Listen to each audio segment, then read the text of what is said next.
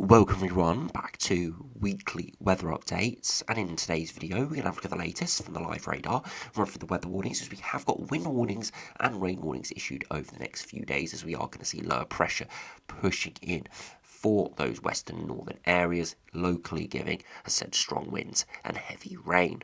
We'll have a look at the latest from the UKV on the precipitation and the temperature over the next 5 days, as it is going to be highly variable. There'll be colder and milder days, but there will also be wetter and dry days mixed in with that. And then we'll finish up, have a look at the longer range, look at the GFS, GEM, ECMWF and the ensembles, as conditions are going to be getting even more variable as we progress into February, with the risk of some potentially very cold conditions to mix in there. Not got absolute confidence in that yet, but definitely quite a few ensemble members and operational runs showing the jet stream pushing southwards and northerly or northwesterly flows becoming more apparent. But of course we'll focus on that more in the second half of the video. So do remember, if you enjoyed videos, make sure you like and subscribe, and remember to follow me on Twitter as well, the link's in the description. Now if you start on the live radar, you can see we have got a cold front pushing in from the north and the west at the moment. It is going to bring more heavier rain as it does push in. It's going to form into a bit more of an organised band through the rest of today, but ahead of it we have got some very mild south to southwesterly winds. We have seen some record-breaking temperatures actually across parts of northern Scotland. Now, northern Scotland is now starting to get behind the weather front, so temperatures are going to fall quite quickly through this evening. But earlier this morning, around the 10 and 11 a.m. point, we actually saw the all-time temperature record for January across parts of northern Scotland because of the Föhn effect.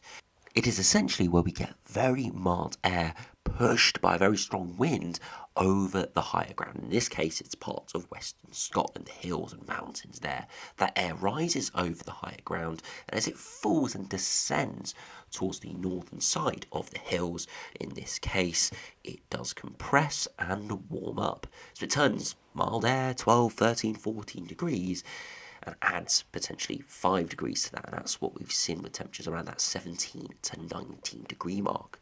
Now, because it is formed over higher ground and on the northern side of these hills, it is very localised indeed, and you can see that on the 2 metre temperatures this afternoon. We've still got some warmth lingering across northern Scotland, and you can see some areas are only 10, 11 degrees, but a few miles away it's 18, 19 across parts of northern Scotland here because of the Föhn effect. Again, it's one of those where it is very local and it is difficult to forecast because it needs an exact wind direction. As wind direction alters ever so slightly, the wind doesn't quite go over the top of the mountains, and we don't see it quite as an exaggerated effect.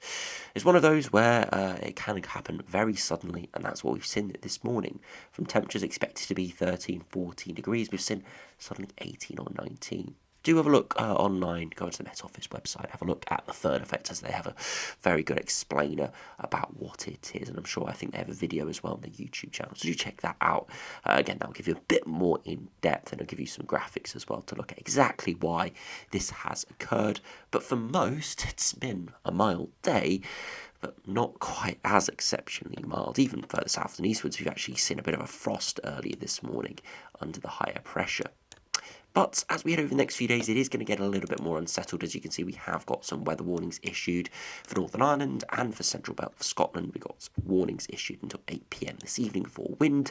Again, we're looking at 50 to 60 miles per hour, maybe locally 70. And they've got another wind warning over northern Scotland, again showing you why the Föhn effect has been so exaggerated today, because we have seen exceptionally strong winds, gusts of 60 to 70 miles per hour, as much as 80 miles per hour, expiring at 5 p.m. Into Monday, then we have a rain warning across parts of northwest England, and this is because we see that weather front, that cold front moving in at the moment, start to stall a little bit over northern England as the higher pressure is not letting it move in, and that stalling pattern could allow the weather front to drop a lot of rainfall in these northern areas. It's from midday tomorrow until 5 a.m. on Tuesday. If we do look into Tuesday and Wednesday, we still got that warning across northern areas, and then Wednesday we see another widespread wind warning issued for northern areas, again for stronger winds from 7 a.m. until 7 p.m. Again, we're looking at 65 to 75, maybe as much as 85. So if we do go over to the latest UKV, we'll be able to see the progression of that over the coming days. The weather front slowly gathering strength through the rest of this afternoon and evening, becoming quite a lot more organised and dumping perhaps quite a lot of rain across northern areas, especially through tomorrow. Even a bit of snow as cold air does undercut it. But you can see it makes very little progress southwards and eastwards, but just traps a lot of cloud across England and Wales in general. Beyond that, eventually that weather front does clear out into the North Sea by Tuesday morning, and then we're all in some fresher air. Then we see another weather front push in, and again it struggles to push southwards, still gets a bit of cloud and rain in, but doesn't make too many inroads there for the first day of February, and then we just generally progress beyond that with lots of rain and cloud, as we do see the jet stream positioned right on top of us. If we look at the upper air temperature, you can see why I mean it's going to be pretty varied over the coming days. It's got mild air at the moment, cold air progressing through this evening for northern areas, but not pushing southwards, and then eventually the cold air does nudge in by Tuesday, but then gets pushed away by another stretch of milder air. Then cold air comes back in for the north, before milder air pushes it away once again. So you see the highly varied pattern from upper air temperatures, and that's why there could be some big changes to come even at very short notice if that air mass is slightly northwards or slightly further southwards. As some areas, especially northern England, are going to be oscillating between the cold, very cold potentially at times, and very mild upper air temperatures. If we do look at the wind gusts, you can see stronger winds through today, perhaps 70, 80 miles per hour along that weather front, quite locally across Scotland, but it should degrade away through this evening.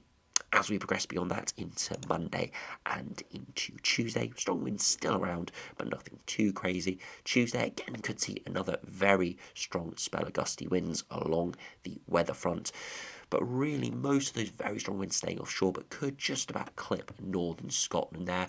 Could even see a risk of a named storm given the big wind field of this, but it is mainly impacting northern coastal areas, those strongest gusts. Again, if those 80, 90 mile per hour gusts out in the North Atlantic and North Sea came further towards inland areas, then definitely we could see more widespread warnings and even named storm for this, and it is one to keep a close eye on. Beyond that, generally we stay fairly unsettled as the jet stream is pretty much right over the top of us. As we saw in the upper air temperatures, they're going to be highly varied. These surface temperatures are as well. You see by this afternoon, 10, 11 degrees, but as that cold front sweeps through, you can see that temperatures will plummet below freezing tonight, and by tomorrow will be very cold in the north, but 10, 12 degrees tomorrow afternoon. I do just want to run back to early this morning. It was around 10, 11 a.m. when we saw the Föhn effect take over, and you cannot see a single temperature here getting much above 12 degrees. And that just shows you even the UKV run from this morning did not pick up on the Föhn effect across northern Scotland, just showing you how unpredictable it is. And yeah, temperature record observed, but models didn't have a sniff of it in advance because of the local nature of it and the exact conditions needed to see that substantial temperature rise. But as we progress through to Monday, overnight temperatures will drop well below freezing for northern areas, but 10 to 12 degrees for southwards and eastwards areas, as we do see that milder air hold on. Huge temperature contrast, almost 15 degrees temperature contrast from parts of central England to parts of the Republic of Ireland, Northern Ireland and Scotland. Into Tuesday afternoon, cold air is in for all, and we're back down towards average to maybe below average. Couple of degrees above freezing northern areas, further southwards 7, 8, 9 degrees. Into Wednesday, cooler conditions come in for all, but eventually milder air returns, and again we see that split of milder in the south, colder in the north, before eventually milder air takes over for all. So highly variable conditions over the coming days, especially for our northern areas. At times it's going to be very mild, and at times it's going to be freezing cold. So do make sure you have all different clothing ready to hand, as temperatures will be changing all the time. And you could wake up in the morning, it'd be freezing cold, and by the evening it's very mild. But these are just this is just a pattern over the next 5 days.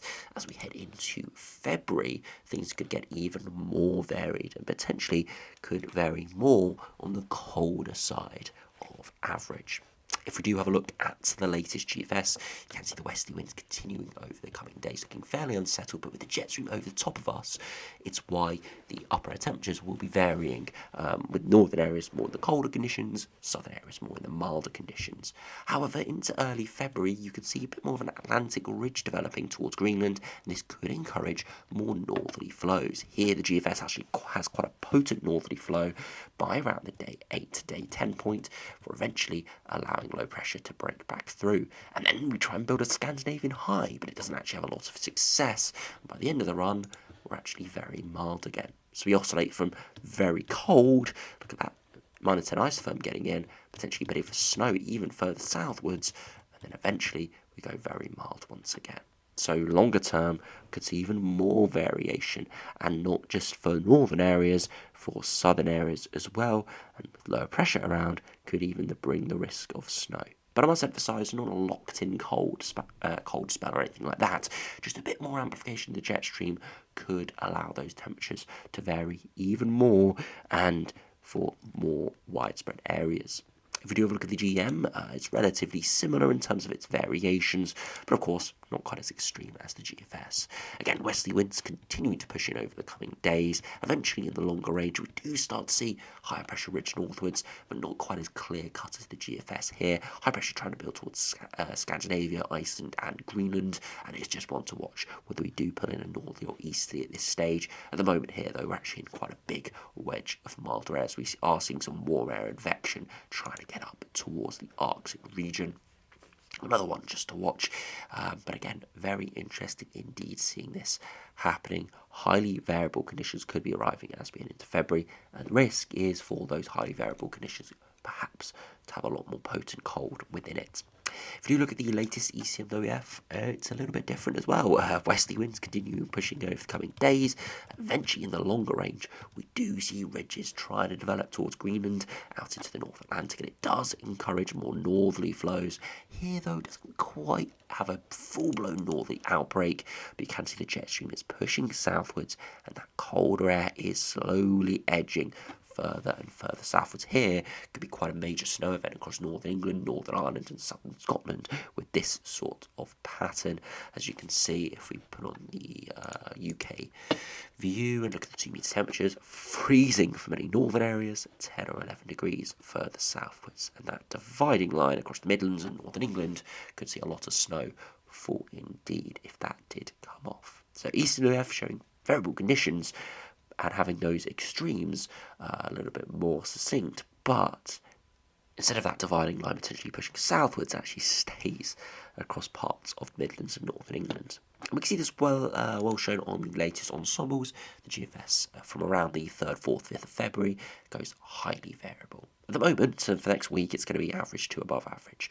But as we head into early February, definitely more towards average to below average from the GFS. There's quite a strong clustering of colder runs appearing around that 6th to 9th of February point. So that is very interesting indeed to view. However, if we look at the ECMWF, it's nowhere near as bullish, with yes, some colder runs appearing, but still actually average to slightly above average. So we're seeing a little bit of discrepancy there between the GFS and the ECMWF ensembles. GFS a lot more bullish in the southerly track of that jet stream, in more colder air masses pushing in, whereas the ECMWF not quite as bullish with that pattern. I do suspect it is a northerly-southerly split. If we do have a look at Glasgow, for example, for the ECMWF, it is colder in the longer range. So ECMWF probably is relatively similar to the GFS, just has that milder, colder dividing line much further northwards, whereas the GFS has it further southwards, meaning for London it is a lot more in those colder ensemble members than the ECMWF is. But it is going to be one to watch. Definitely looking like there could be a lot more interesting weather over the next few weeks, and interesting weather in terms of cold weather, definitely. But we could see anything really as we head into February. There are still some very mild ensemble members, but there definitely is an increasing number of those colder members as well. So if you're looking for something a bit colder, potentially snowier, then February definitely has the potential there, and the potential is growing, but it is one to keep an eye on at this stage. We've got no concrete info on exactly what will be occurring. Just at this stage, growing trends, and I do think we'll have a much better idea over the next few days as we do progress closer towards February. But for the time being, we'll keep you updated on what is going to be happening. And of course, we've got to get through the next few days where we are going to see some highly variable conditions with colder, milder, wet and windy conditions for some. So as I said, thanks for watching. Hope you enjoyed. Subscribe if you're new, and I'll see you again for another video soon.